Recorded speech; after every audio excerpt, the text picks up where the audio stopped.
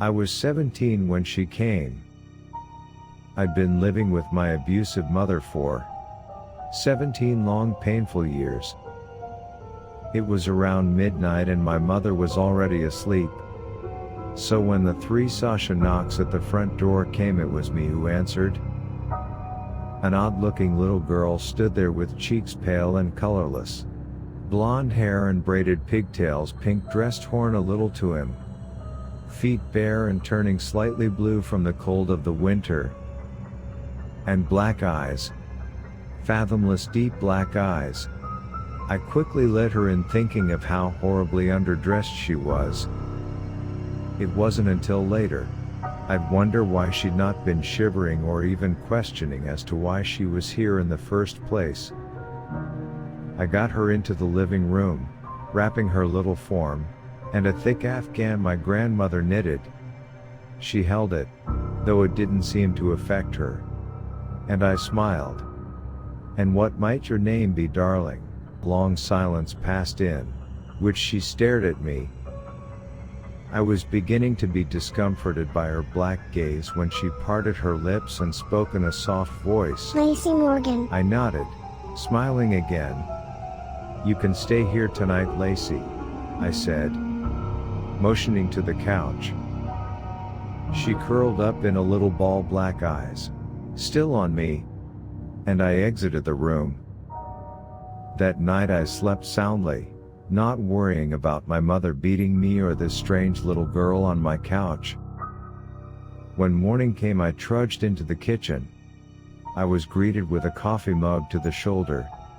I gave a feeble shout of pain, staring at my mother. "What the hell did you do? Why is there dirt on the couch?" she shouted. Upon investigating, I found that Lacey had vanished. The only proof she'd been there being some dirt that must have fallen off her dress or her feet. I took responsibility, earning myself a strong hit to my cheek, then left for school. While there, I heard something that sent chills through my spine. Lacey Morgan was found dead last night. I passed the day waiting for any more news on the subject, but found none.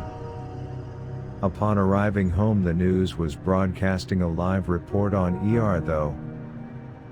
Lacey Morgan, 6 years of age, was reported dead at 7 o'clock last night. Her body was located in the backyard, buried there in her pink dress. So far there's been no sign of her mother, Marissa Morgan, who was suspected to be the killer.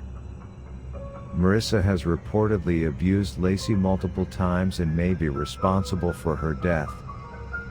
Suddenly a picture of Lacey appeared on the screen. She appeared very close to how she had been when I met her.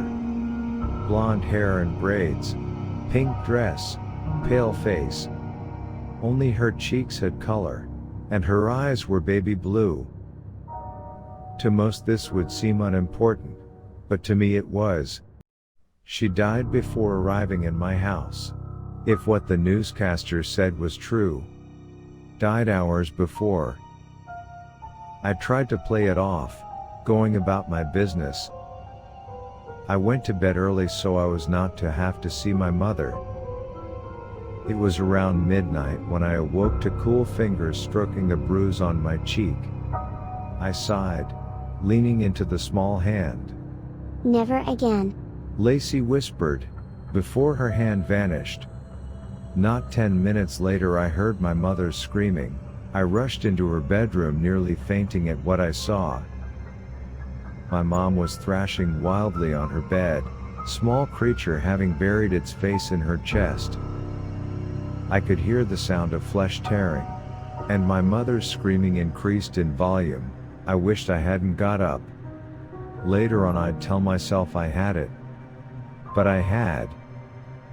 So when Lacey pulled back from the gaping hole in my mother's chest cavity, I had plain view of her razor-sharp teeth hunting in the light, glinting with my mother's blood.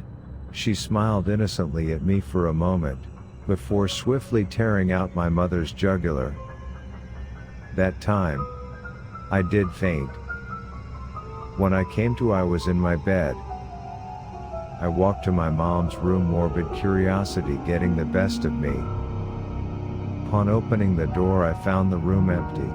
The bed made neatly as if my mom had left for work early. The only oddities were the dirty child's footprints and the open window showing that Lacey had in fact to visit him. I never saw my mother again. And I never missed her either. I eventually got married and we had a child together. I named her Lacey. Recently I noticed the neighbor's daughter had all sorts of scrapes and bruises on her arms. I've started watching their home. And the other day I saw something odd. A little girl running barefoot through their backyard, up to their back door. It was around midnight, so I couldn't be for sure. But I thought she met my eyes with her black ones. And I could swear she mouthed to you words to me. Never again.